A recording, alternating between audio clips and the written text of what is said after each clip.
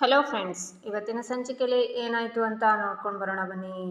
ಸಾವಿತ್ರಿ ವಿನಂತಿ ಹತ್ರ, ಈ ವಿಷಯ ಗೊತ್ತಿದ್ದಂಗೆ ಫೋನ್ ಮಾಡಿಬಿಟ್ಟು ಮದುವೆ ಬೇಡ ಅಂದ್ಬಿಟ್ರೆ ಜನ ನಾಳಿಕೆ ಹೆಣ್ಣು ಕಡೆಯಿಂದನೇ ಏನೋ ತಪ್ಪಾಗಿದೆ ಅಂತ ಮಾತಾಡೋಕ್ಕಿಲ್ವೇ? ಅದಕ್ಕೆ ಇಲ್ಲಿ ಬಂದು ಜನರ ಮುಂದೆ ನಿಂತು ಇವ್ರುಗಳು ಮಾಡಿರೋ ಕಚ್ಚಡ ಕೆಲಸನ ಹೇಳಿ ತಪ್ಪು ಇವನದ್ದು ನನ್ನ ಮಗಳದ್ದಲ್ಲ ಅಂತ ಹೇಳಿ ರಂಪಾಟ ಮಾಡಬೇಕು ಅಂತ ಯೋಚನೆ ಮಾಡ್ತವ್ರೆ ಅಂತಾಳೆ ಸಾವಿತ್ರಿ. ವಿನಂತಿ ನಗ್ತಾಳೆ. ಈಚೆ ವಿದ್ಯಾ ಮತ್ತು ಚಂಪಾ ಸರು 3 ಜನ ದೇವರಿಗೆ ಕೈ ಮುಗಿತಿರ್ತಾರೆ. ದೇವ್ರೆ, ಇಷ್ಟು ದಿನ ಕತ್ಲು ಕೋಣೆಯಲ್ಲಿ ಸೇರ್ಕೊಂಡಿದ್ದು ನನ್ನ ಜೀವನದ ಬಾಗಿಲು ತೆಗೆದು ಬೆಳಕಿನ ದಾರಿಗೆ ವಿದ್ಯಾಕ್ಕ ಕರ್ಕೊಂಡು ಬಂದವ್ರೆ. ಅವ್ರು ಹೇಳ್ದಂಗೆ ಇವತ್ತಿಂದ ನನ್ನ ಬದುಕಿನ ಅಧ್ಯಾಯಕ್ಕೆ ಕಾಲ ಮಡಗ್ತೀವಿ. ನನ್ನ ಪಯಣದಲ್ಲಿ ನೀನು ನನ್ನ ಜೊತೆಯಾಗಿದ್ದುಕೊಂಡು ಗುರಿ ಮುಟ್ಟೋ ಹಾಗೆ ಮಾಡಪ್ಪ ಅಂತ ಚಂಪಾ ಬೇಡ್ಕೋತಾಳೆ. ದೇವ್ರೆ, ಚಂಪಾ ಅವಳ ಆಸೆ ಪಟ್ಟಂಗೆ ಸಂದಾಗಿ ಓದಿ ಒಳ್ಳೆ ಲಾಯರ್ ಆಗಿ ತನ್ನ ಜೀವನ ಕಟ್ಕೋಬೇಕು ಅಂತ ಪಣ ತೊಟ್ಟು ನಿಂತವಳೆ. ಅದಕ್ಕೆ ಅವಳಿಗೆ ನೀನು ಜೊತೆಯಾಗಿ ದಾರಿನಲ್ಲಿ ಯಾವುದೇ ಅಡೆತಡೆನೂ ಬರ್ದಂಗೆ ಅವಳ ಕನಸು ನನಸಾಗೋ ಥರ ಮಾಡಬೇಕು ಅಂತ ವಿದ್ಯೆ ಬೇಡ್ಕೋತಾಳೆ. ಕಂಗ್ರ್ಯಾಚುಲೇಷನ್ಸ್ ಚಂಪಕ್ಕ ಅಂತಾಳೆ ಸರು. ಥ್ಯಾಂಕ್ಸ್ ಸರು ಅಂತಾಳೆ ಚಂಪಾ. ಅಕ್ಕ, ಇನ್ಮ್ಯಾಕಿಂದ ನೀನು ಮೊದಲು ಮೆತ್ತಗೆ ಇದೆಯಲ್ಲ, ಹಾಗೆಲ್ಲ ಇರೋಕ್ಕಾಗಕ್ಕಿಲ್ಲ. ಯಾಕೆ ಹೇಳು, ನಾಳೆ ನೀನು ಲಾಯರ್ ಆದ್ಮೇಲೆ ವಾದ ಮಾಡಬೇಕಲ್ಲ, ಅದಕ್ಕೆ ನೀನು ಇವಾಗಿಂದನೇ ಸ್ಟ್ರಾಂಗ್ ಆಗಿರಬೇಕು ಅಂತಾಳೆ ಸರು. ಆಯ್ತು ಸರು, ನೋಡ್ತಿರು, ನಾನು ಲಾಯರ್ ಆಗಿ ಎಲ್ಲರೂ ನನ್ನ ಮೇಲಿಟ್ಟಿರೋ ನಂಬಿಕೆನ ಉಳಿಸ್ಕೋತೀನಿ ಅಂತಾಳೆ ಚಂಪಾ. ಉಳಿಸ್ಕೊಳ್ಳೋದು ಮಾತ್ರ ಅಲ್ಲ ಚಂಪಾ, ಮನಸ್ಸಿದ್ರೆ ಮಾರ್ಗ ಅಂತ ನೀನು ಆಡ್ಗುಟರ್ ಮುಂದೆ ಗುಟೆ ನೀನೇನು ಅಂತ ಮುಟ್ಟಿ ನೋಡ್ಕೊಳ್ಳೋ ತರಹ ಉತ್ತರ ಕೊಡಬೇಕು ಅಂತಾಳೆ ವಿದ್ಯಾ. ಹಾಗೆ ಎಲ್ರಿಗೂ ಉತ್ತರ ಕೊಡಬೇಕು ಅಂದರೆ ನಿನ್ನ ಆಶೀರ್ವಾದನೇ ಮುಖ್ಯ ವಿದ್ಯಕ್ಕ, ನನಗೆ ಆಶೀರ್ವಾದ ಮಾಡು ಅಂತ ಕಾಲಿಗೆ ಬೀಳೋಕೆ ಹೋಗ್ತಾಳೆ ಚಂಪಾ. ಆಗ ವಿದ್ಯೆ ತಡೆದು, ಏನು ಮಾಡ್ತಿದ್ಯಾ, ನಿನಗೆ ಆಶೀರ್ವಾದ ಮಾಡೋಷ್ಟು ದೊಡ್ಡವಳು ನಾನಲ್ಲ ಕಣೆ ಅಂತಾಳೆ. ಅಕ್ಕ, ವಯಸ್ಸಲ್ಲಿ ನೀನು ಚಿಕ್ಕವಳೇ ಆಗಿರ್ಬೋದು, ಆದರೆ ವ್ಯಕ್ತಿತ್ವದಲ್ಲಿ ಎಲ್ರಿಗಿಂತ ದೊಡ್ಡವಳು. ಆಶೀರ್ವಾದ ಮಾಡೋಕ್ಕೆ ಬೇಕಾಗಿರೋದು ದೊಡ್ಡ ವಯಸ್ಸಲ್ಲ, ದೊಡ್ಡ ಮನಸ್ಸು. ಅದು ನಿನಗದೆ. ಸುಮ್ಕೆ ಆಶೀರ್ವಾದ ಮಾಡಕ್ಕ ಅಂತ ನಮಸ್ಕಾರ ಮಾಡ್ತಾಳೆ ಚಂಪಾ. ನಿನಗಿರೋ ಒಳ್ಳೆ ಮನಸ್ಸಿಗೆ ಖಂಡಿತವಾಗ್ಲೂ ಒಳ್ಳೇದಾಗೇ ಆಯ್ತದೆ. ಎದ್ದೇಳು ಚಂಪಾ, ನೀನು ಸಂದಾಗಿ ಓದಬೇಕು. ನಾವಿಬ್ಬರು ಓದೋಣ.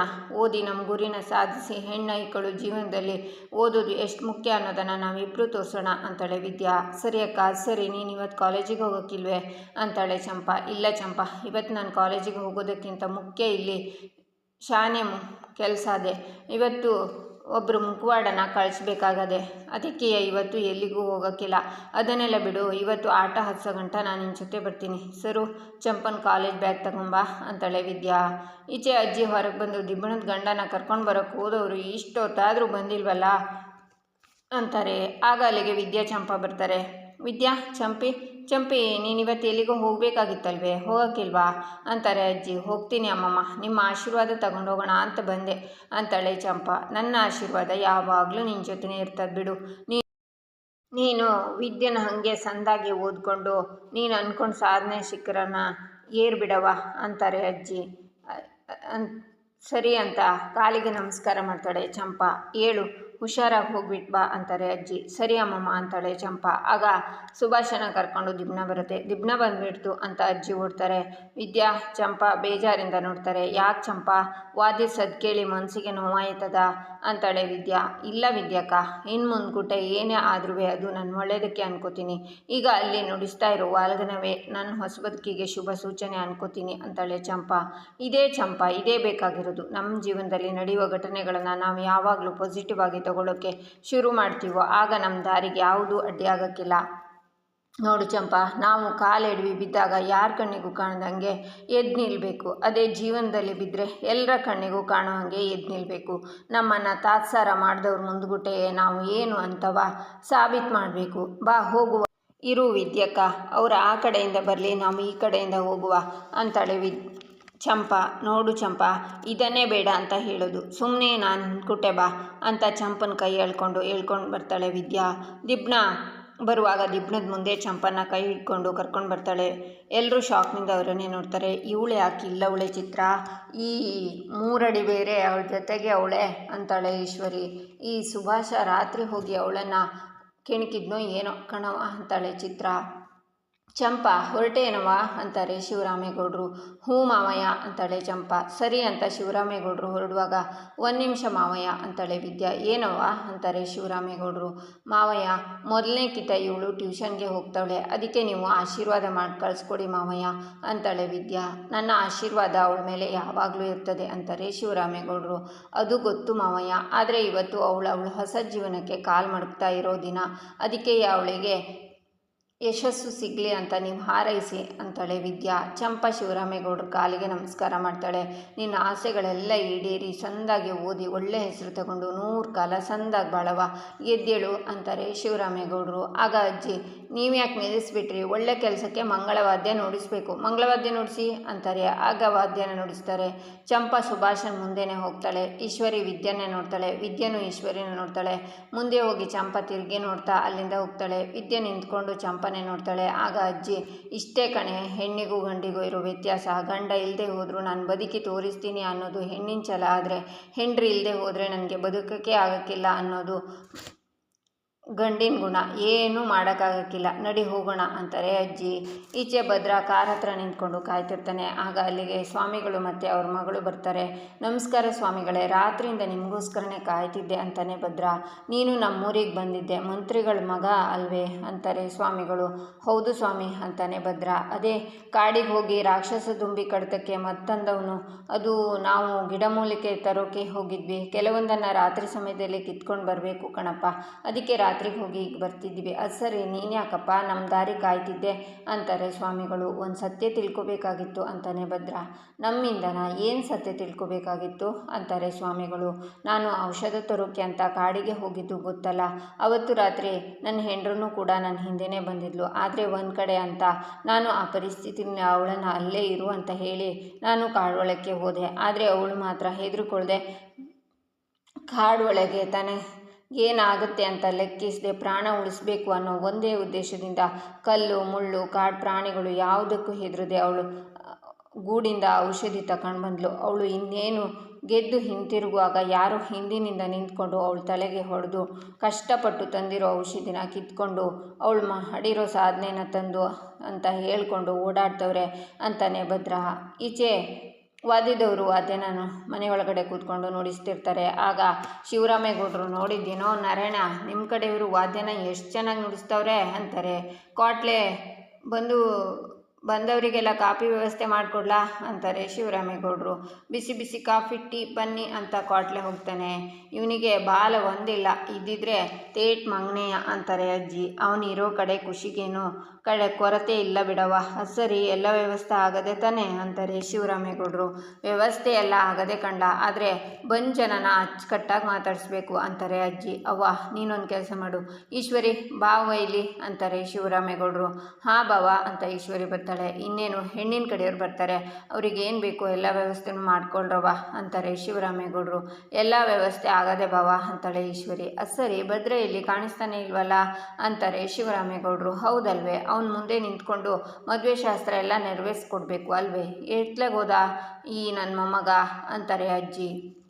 ನಿನಗೇನಾದರೂ ಹೇಳಿಬಿಟ್ಟು ಹೋದ್ನ ಈಶ್ವರಿ ಅಂತಾರೆ ಶಿವರಾಮೇಗೌಡರು. ಇಲ್ಲ ಬಾವ ಅಂತಾರೆ ಈಶ್ವರಿ. ಲೇ ಶಿವರಾಮ, ಅವನ ಬಗ್ಗೆ ಕೇಳಬೇಕು ಅಂದರೆ ಈಶ್ವರಿನ ಕೇಳೋದಲ್ಲ, ಅಲ್ಲಿದ್ದಾನಲ್ಲ ಅವನ ಬಾಲ, ಅವನು ಕೇಳಬೇಕು. ಕ್ವಾಟ್ಲೆ ಬಾರ್ಲೆ ಇಲ್ಲಿ ಅಂತಾರೆ ಅಜ್ಜಿ. ಆಗ ಕ್ವಾಟ್ಲೆ ಬರ್ತಾನೆ. ನಾನು ಕೇಳೋ ಪ್ರಶ್ನೆಗೆ ಮೊದಲು ಉತ್ತರ ಕೊಡು, ಭದ್ರ ಎಲ್ಲವನೇ ಕಾಣಿಸ್ತಿಲ್ವಲ್ಲ ಅಂತಾರೆ ಅಜ್ಜಿ. ಆಗ ಕ್ವಾಟ್ಲೆ, ಒಂದು ಮುಖ್ಯವಾದ ಕೆಲಸ ಇದೆ ಅಂತ ಹೊರಗಡೆ ಹೋಗವನೇ ಅಜ್ಜಿ ಅಂತಾನೆ. ಕ್ವಾಟ್ಲೆ, ಅಲ್ಲ ಕಣ್ಲ, ಮನೆಯಲ್ಲಿ ಮದುವೆ ಇಟ್ಕೊಂಡು ಇನ್ಯಾವುದಲ್ಲ ಮುಖ್ಯವಾದ ಕೆಲಸ ಅವನಿಗೆ ಅಂತಾರೆ ಶಿವರಾಮೇಗೌಡರು. ಅದು ಮಾವಯ್ಯ ಸುಭಾಷಣ್ಣನ ಮದುವೆಗೆ ಸರ್ಪ್ರೈಸ್ ಕೊಡಬೇಕು ಅಂತ ಹೋಗವನೆ ಅಂತಾನೆ ಕ್ವಾಟ್ಲೆ. ಅದನ್ನು ಕೇಳಿಸ್ಕೊಂಡು ಈಶ್ವರಿ ಚಿತ್ರ ಭಯದಿಂದ ನೋಡ್ತಾರೆ. ಈಚೆ ಭದ್ರ, ಇಷ್ಟು ದೊಡ್ಡ ಅನ್ಯಾಯ ನಡೆದಿರಿದ್ರೂ ತಲೆಗೆ ಹೊಡೆದು ಔಷಧಿ ತಂದಿರೋನು ತಲೆ ಎತ್ಕೊಂಡು ಓಡಾಡ್ತಿದ್ರೆ, ಔಷಧಿ ತಂದಿರೋ ನನ್ನ ಹೆಂಡ್ರು ಎಲ್ಲ ಗೊತ್ತಿದ್ರೂ ಮೌನವಾಗಿ ನಿಂತವಳೆ. ಯಾಕೆ ಗೊತ್ತಾ, ಸತ್ಯ ಹೇಳಿದರೆ ಯಾರೂ ನಂಬಕ್ಕಿಲ್ಲ, ಅದರಲ್ಲೂ ನಂಬಬೇಕಾಗಿರೋ ವ್ಯಕ್ತಿ ನಾನೇ ಅನುಮಾನಿಸ್ತಿದ್ದೀನಿ ಅನ್ನೋ ಕಾರಣಕ್ಕೆ ಅಂತಾನೆ ಭದ್ರ. ಅವನು ಮಾತ್ರ ಸುಮ್ಕೆ ಬಿಡಬಾರ್ದು ಅಂತಾರೆ ಸ್ವಾಮಿಗಳು. ಅವನ್ನ ಸುಮ್ಕೆ ಬಿಡಬಾರ್ದು ಅಂತಂದರೆ ಅವತ್ತು ಅಲ್ಲಿ ಏನು ನಡೀತು ಅಂತ ನೋಡಿರೋ ನಿಮ್ಮ ಮಗಳು ಎಲ್ಲ ಸತ್ಯನೂ ಅಲ್ಲಿ ಬಂದು ಹೇಳಬೇಕು ಅಂತಾನೆ ಭದ್ರ. ಈಚೆ ಕ್ವಾಟ್ಲೆ, ನೀವೇನು ಯೋಚನೆ ಮಾಡಬೇಡಿ, ತಾಳೆ ಕಟ್ಟು ಅಷ್ಟರಲ್ಲಿ ಬಂದುಬಿಡ್ತಾನೆ ಭದ್ರ. ಅಂತಾನೆ.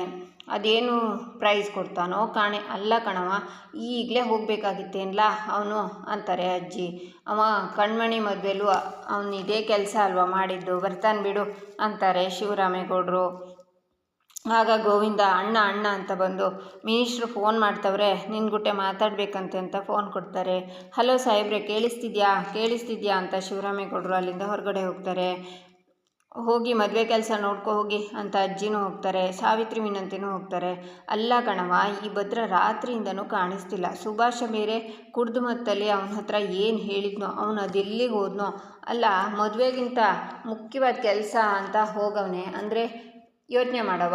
ಅದು ಅಲ್ಲದೆ ಆ 3 ಅಡಿ ಕಣ್ಮಣಿ ಮದುವೆ ದಿನವೂ ನನಗೂ ಅದಕ್ಕೂ ಸಂಬಂಧ ಇಲ್ಲ ಅಂತ ಹೇಳಿಬಿಟ್ಟು ಕೊನೆಗಳಿಗಿಲ್ಲಿ ಅವಳ ವರ್ಷನ ತೋರಿಸಿದ್ಲು. ಈಗ ನೋಡವ, ಖುಷಿಯಾಗಿ ಮನೆ ತುಂಬ ಓಡಾಡ್ಕೊಂಡವಳೆ ಅಂದರೆ ಈ 3 ಅಡಿನೂ 6 ಅಡಿನೂ ಸೇರಿಕೊಂಡು ಏನೋ ಮಾಡೋಕ್ಕೆ ಹೊಂಟವ್ರೆ. ಅವ್ರು ಬೆಳಿಗ್ಗೆಯಿಂದ ಬೇರೆ ನನ್ನ ಬಲಗಾಲು ಅದ್ರುತೈತೆ. ನನಗೆ ಯಾಕೋ ಶಾನೆ ಭಯ ಆಯ್ತದೆ ಕಣವ. ಶಕುನನೇ ಸರಿ ಇಲ್ಲ ಬೆಳಿಗ್ಗೆಯಿಂದ ಅಂತಾಳೆ ಚಿತ್ರ ಯಾಕೋ ನೀನು ಹೇಳಿದ ಮೇಲೆ ದಿಗ್ಲು ಹತ್ಕೋತಾ ಇದೆ ಕಣೆ. ಭದ್ರ ಎಲ್ಲಿ ಹೋಗೋನೆ ಅಂತ ಮೊದಲು ಪತ್ತೆ ಹಚ್ಚಬೇಕು. ಬಾ ಚಿತ್ರ ಅಂತ ಈಶ್ವರಿ ಹೋಗ್ತಾಳೆ. ಈಚೆ ಸ್ವಾಮಿಗಳು ಅಲ್ಲೇನು ನಡೀತು ಅಂತ ನನ್ನ ಮಗಳಿಗೆ ಹೆಂಗೆ ಗೊತ್ತು ಅಂತಾರೆ. ಅಲ್ಲಿ ನೀವು ಏನು ಹೇಳ್ತಿದ್ದೀರಾ ಅಂತಾಳೆ ಮಗಳು. ಬೇರೆಯವರು ಸಾಮಾನು ಕತ್ತಂದವನಿಗೆ ಎಲ್ಲರ ಪ್ರಾಣ ಉಳಿಸ್ದವನು ಅಂತ ಹೊಗಳ್ತಾರೆ, ಕೊಂಡಾಡ್ತವ್ರೆ. ಆದರೆ ಆ ಚಪ್ಪಾಳೆ, ಗೌರವ, ಸನ್ಮಾನ ಎಲ್ಲ ನಿಜವಾಗ್ಲೂ ಸಿಗಬೇಕಾಗಿರೋದು ನನ್ನ ಹೆಂಡ್ರು ವಿದ್ಯಾಗೆ. ನನಗೊತ್ತು. ಅವತ್ತು ಅಲ್ಲಿ ಆಗಿರೋ ಸತ್ಯನ ನೀವು ನೋಡಿದ್ದೀರಾ ಅಂತ. ದಯವಿಟ್ಟು ನೀವು ಅಲ್ಲಿ ಏನು ನೋಡಿದ್ರು ಅದನ್ನು ಅಲ್ಲಿ ಬಂದು ಹೇಳಿ. ಪಾಪ ಕಷ್ಟಪಟ್ಟಿರೋ ವಿದ್ಯಾಗೆ ಅವಳಿಗೆ ಸಲ್ಲಬೇಕಾಗಿರೋ ಗೌರವ ಸಲ್ಲಿ. ಮೋಸ ಮಾಡಿದವ್ ನಿಜವಾದ ಮುಖ ಎಲ್ರಿಗೂ ಗೊತ್ತಾಗಲಿ ಅಂತಾನೆ ಭದ್ರ. ನಿನಗೆ ಏನಾರ ಗೊತ್ತಿದ್ರೆ ಹೇಳ್ಬಿಡವ ಅಂತಾರೆ ಸ್ವಾಮಿಗಳು. ಇಲ್ಲ ನನಗೇನು ಗೊತ್ತಿಲ್ಲ, ನಾನೇನು ನೋಡಿಲ್ಲ ಅಂತಾಳೆ ಮಗಳು. ಹಂಗಾರೆ ನೀವು ಅಲ್ಲಿಗೆ ಹೋಗಿಲ್ವಾ ಅಂತಾನೆ ಭದ್ರ. ಇಲ್ಲ, ನಾನೆಲ್ಲಿಗೂ ಹೋಗಿಲ್ಲ, ಗೊತ್ತಿಲ್ಲ ನನಗೆ ಅಂತಾಳೆ ಮಗಳು. ನೀವೆಲ್ಲೂ ಹೋಗಿಲ್ಲ ಅಂದಿದ್ರೆ ನೀವು ಕೈಯಲ್ಲಿ ಹಿಡ್ದಿರೋ ಬುಟ್ಟಿ ಆ ಜಾಗದಲ್ಲಿ ಹೇಗೆ ಬಿದ್ದಿತ್ತು?